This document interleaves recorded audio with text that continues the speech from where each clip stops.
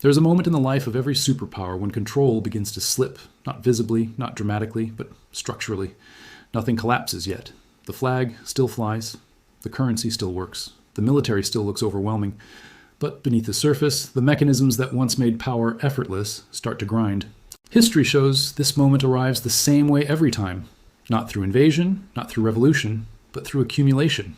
Too many commitments, too much leverage, too much faith in systems that once worked perfectly and are now being pushed past their limits. Every superpower believes it is different, that its institutions are stronger, its technology more advanced, its people more resilient. Spain believed this in the 16th century. Britain believed it in the early 20th. The Soviet Union believed it until the very end. Each of them controlled enormous territory, global trade and military power. Each of them lost control in stages. This is not a theory. It is a pattern. The breakdown of superpowers does not happen randomly. It follows a sequence. A progression that repeats across centuries, cultures, and ideologies. Empires rise by solving problems of security, trade, and governance. They fall when the solutions themselves become liabilities. The critical mistake is assuming collapse looks like chaos from the beginning. It doesn't. It looks like management, like stability, like confidence. The early stages of breakdown feel almost indistinguishable from success. Expansion is praised. Complexity is celebrated. Growth is assumed to be permanent.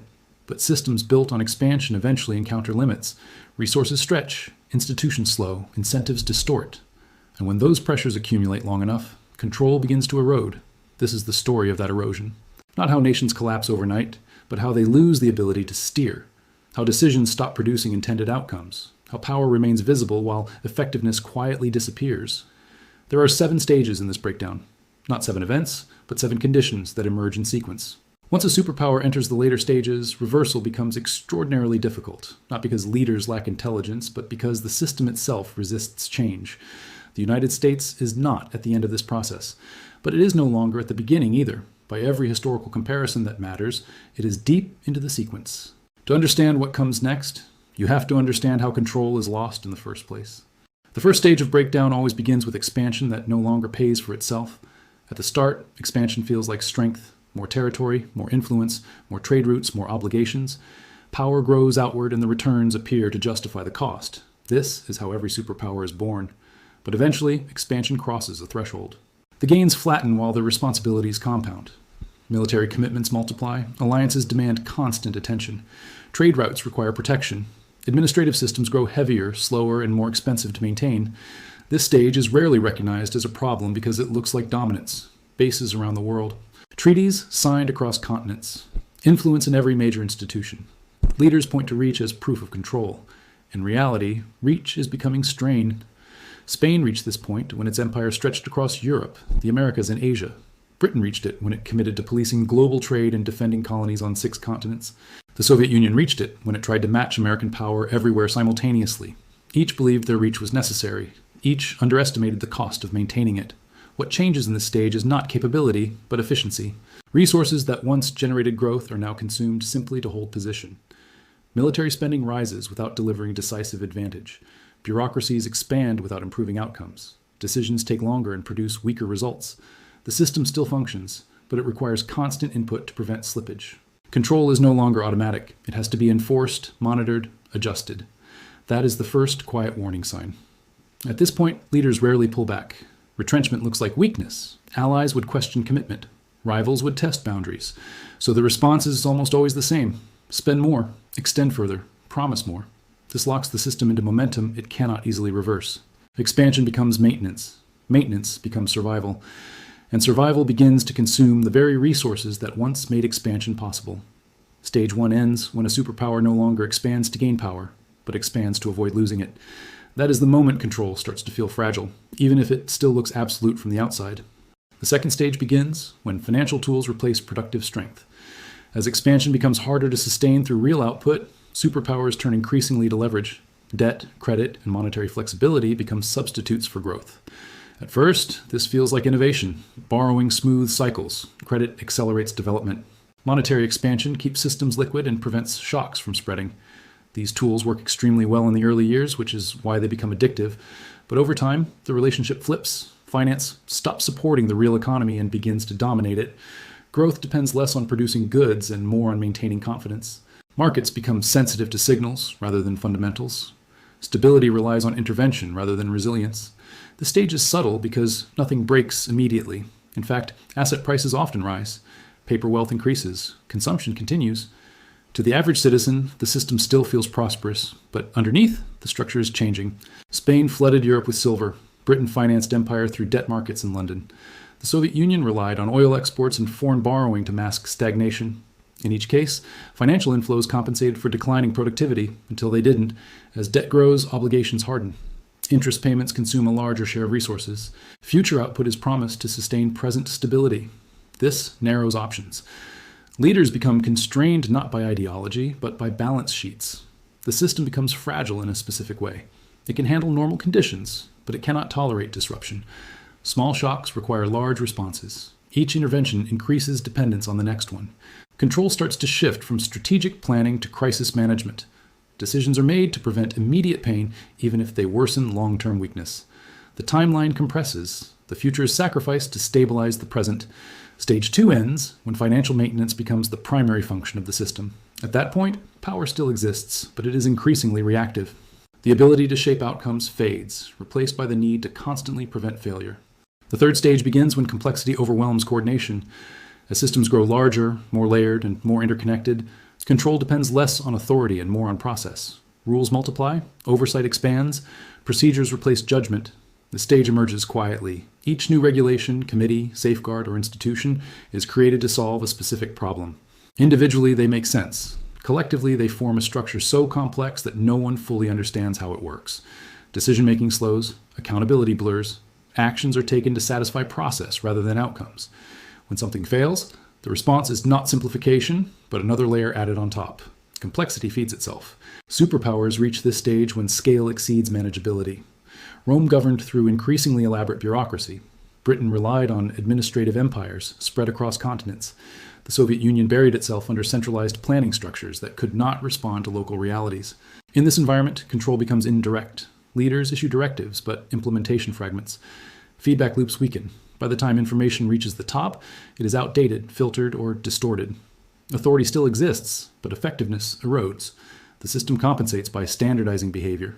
Metrics replace understanding. Targets replace strategy. People optimize for what is measured, not for what matters. This creates the illusion of control while hollowing out real capability. As complexity rises, the cost of change increases. Reform becomes risky because no one knows which pieces are load-bearing. Any attempt to alter the system threatens unintended consequences. So leaders avoid structural change and focus on surface adjustments. This is the stage where control stops being exercised and starts being simulated. Power looks impressive, but responsiveness disappears. The system functions, but it cannot adapt quickly or intelligently to new conditions. Stage 3 ends when complexity becomes a defensive wall. It protects the system from reform more effectively than from collapse. At that point, control is no longer about directing outcomes. It is about preventing disruption, even at the cost of long-term stability. The fourth stage begins when social cohesion fractures. This is the point where the internal foundations of control weaken, even though external power still appears intact. Trust erodes. Institutions lose legitimacy. Shared narratives break apart. This stage is often misunderstood as cultural decline or political polarization. In reality, it is structural. When systems become too complex, too leveraged, and too distant from everyday outcomes, people stop believing they work in their interest. Productive citizens disengage. Some withdraw quietly, others leave entirely. Innovation slows because risk feels unrewarded. Effort feels disconnected from reward. The sense of a shared future fades. Superpowers entering this stage still enforce rules, but compliance becomes grudging. Laws are followed because they must be, not because they are believed in. Authority shifts from consent to enforcement, even if enforcement is subtle. Spain saw this when nobility abandoned production and common citizens lost incentive to work. Britain experienced it as labor unrest, strikes, and declining faith in imperial purpose. The Soviet Union lived it daily as citizens stopped believing official narratives long before the state collapsed. The critical change is psychological. People stop investing emotionally in the system. They focus on personal survival rather than collective success. Short-term thinking replaces long-term planning. This is also when elites and institutions begin to diverge from the population they govern. Different rules apply, different risks are absorbed, different incentives operate. The perception, whether accurate or not, becomes reality. Control weakens because systems depend on voluntary cooperation far more than force. When cooperation fades, the cost of maintaining order rises dramatically. More resources are spent holding things together than building anything new. Stage 4 ends when cohesion is no longer assumed, when unity has to be manufactured, when persuasion gives way to management. At that point, control is already compromised, even if power still looks overwhelming from the outside. The 5th stage begins when credibility fractures at the international level. This is where loss of control becomes visible to outsiders, even if it is still denied internally. Allies hedge, rivals probe, neutral actors reassess their exposure. In earlier stages, a superpower's word is enough. Commitments are assumed to be credible. Guarantees are taken seriously. But once financial strain, complexity, and internal division accumulate, confidence starts to erode. Not all at once, quietly, incrementally. Trade partners diversify, reserves are rebalanced, long-term contracts include escape clauses. Diplomatic language becomes more conditional. The shift is subtle, but it is decisive. Power still exists, but trust no longer does. This is the stage where reserve currencies face pressure, not collapse, but dilution. The currency still functions, but alternatives gain traction. Transactions that once defaulted to the dominant system begin settling elsewhere. The privilege of automatic demand weakens. Britain reached this point when the pound stopped anchoring global trade. The Soviet Union reached it when even its allies preferred hard currency over rubles. Spain reached it when silver flooded markets and lost its scarcity. The danger here is misinterpretation. Leaders often read this stage as temporary disloyalty rather than structural shift. The response is reassurance, pressure, or incentives. Sometimes it works briefly. Often it accelerates the trend. As credibility fades, maintaining influence becomes more expensive. Military deterrence requires larger displays. Financial stability requires larger interventions. Diplomatic alignment requires greater concessions. Control becomes transactional rather than systemic. This is the stage the United States is currently in. Power remains enormous, but it is increasingly conditional. Influence must be reinforced rather than assumed. Confidence must be managed rather than trusted. Stage 5 is not collapse. It is the loss of automatic authority. The system still operates, but it no longer sets the default. From here on, control can only be maintained through constant effort, and constant effort accelerates exhaustion. Once this stage is reached, history shows the remaining stages compress. The margin for error narrows. Shocks that would once have been absorbed now propagate. Control has not vanished, but it is no longer secure. The 6th stage begins when the system can no longer absorb shocks without changing itself. This is the point where responses stop restoring stability and start reshaping the structure in ways that reduce future control. In earlier stages, crises are contained, interventions work, confidence returns. In this stage, every fix creates a new dependency. Every rescue narrows options. The system becomes more rigid even as pressure increases. Policy responses grow larger and more frequent. Emergency measures become routine. Temporary programs never fully unwind. What was once extraordinary becomes normal operating procedure. Control is maintained, but only by rewriting the rules faster than the consequences arrive. This stage is dangerous because it feels active. Leaders appear decisive. Institutions move quickly. Money flows. Authority is exercised. But the direction of motion is wrong. Instead of restoring resilience, the system trades adaptability for speed. History shows this clearly. Rome debased its currency repeatedly to fund obligations it could no longer meet through production. Britain relied on external financing and austerity cycles that hollowed out domestic strength. The Soviet Union restructured endlessly, reforming mechanisms without fixing incentives. The public experiences this stage as instability without resolution. Prices fluctuate, rules change, expectations reset repeatedly. Planning becomes difficult. Trust thins further, not because people reject authority, but because outcomes become unpredictable. At the same time, centralization intensifies. Decision-making concentrates because decentralized systems are seen as too slow or unreliable. This increases short-term control while weakening long-term responsiveness. When everything depends on the center, failure becomes systemic. Stage 6 is where the system starts consuming itself to survive. Resources are pulled forward. Future capacity is sacrificed to maintain present order. This keeps collapse at bay, but it accelerates exhaustion. Once a superpower enters this stage, exit options shrink dramatically. The system can no longer return to earlier conditions. It can only move forward into greater rigidity or break under pressure. Control still exists here, but it is brittle. And brittle systems do not fail gradually, they fail suddenly when the final shock arrives. The 7th stage begins when control collapses faster than it can be repaired. This is the moment history remembers, but it is never the beginning of the story. It is the release point when all the pressures built across earlier stages finally converge. What triggers this stage is not always obvious. Sometimes it is a financial crisis, sometimes a geopolitical failure, sometimes a loss of legitimacy that cannot be reversed. Often it is something that would have been manageable in earlier stages. But now arrives when the system has no flexibility left. Confidence breaks first. Market seize, institutions hesitate. Orders are issued, but compliance weakens. People wait instead of acting. Once hesitation spreads, control evaporates quickly. In this stage, authority becomes reactive. Leaders announce measures after events have already moved. Information lags. Coordination fails. The system that once directed outcomes now scrambles to respond to them. Rome experienced this as currency collapse and territorial fragmentation.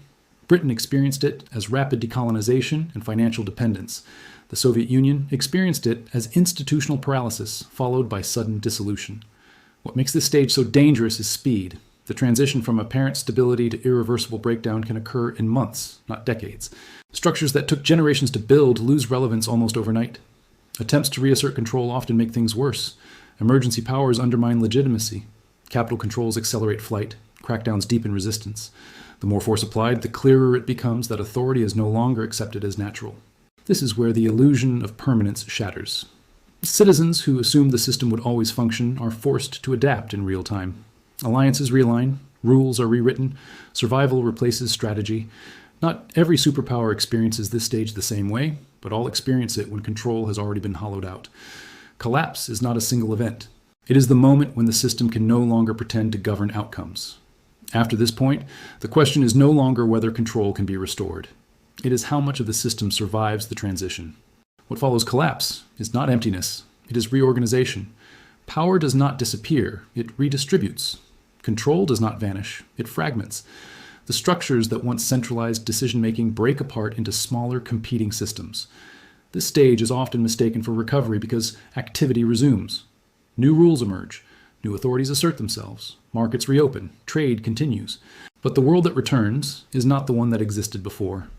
The old center no longer anchors outcomes. Former superpowers experience this as contraction. Influence becomes regional rather than global. Military reach narrows. Economic leverage weakens. The ability to shape events far from home fades, even if domestic order is restored. Britain adapted into a financial and cultural power after empire. Rome splintered into successor states that carried fragments of its system forward. The Soviet Union dissolved into multiple governments, each inheriting parts of the old structure, but none controlling the whole. For citizens, this stage feels disorienting. Expectations formed under the old system no longer apply. Careers, savings, alliances, and assumptions built on past stability lose relevance. Those who adapt quickly regain footing. Those who cling to the old rules struggle. This is where inequality often spikes. Information becomes power. Networks matter more than institutions. Informal systems replace formal ones. The gap between those who understand the shift and those who don't widens rapidly. The system that replaces a superpower is usually less elegant, less centralized, and more volatile. It offers fewer guarantees, but more flexibility. Over time, new patterns emerge. New centers form. Stability returns in a different shape. History shows this phase is unavoidable once control collapses. Attempts to restore the old order fail because the conditions that supported it no longer exist. Energy moves toward new configurations. Stage 9 is not an ending. It is the transition between dominance and something smaller, messier, and more constrained.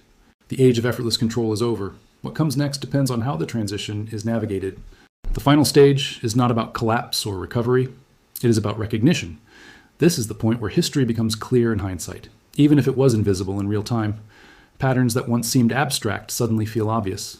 The sequence makes sense only after it has played out. Every superpower that reached this stage believed it still had options, that with enough reform, pressure, or innovation, control could be restored. But control is not something that can be reclaimed once the conditions that supported it are gone. It only exists when systems, incentives, and confidence align. What remains after the breakdown is not failure, but limitation. The nation still exists. Its people still live, work, and adapt. But the era in which it could shape the global order has ended. Decisions matter again because consequences are no longer deferred.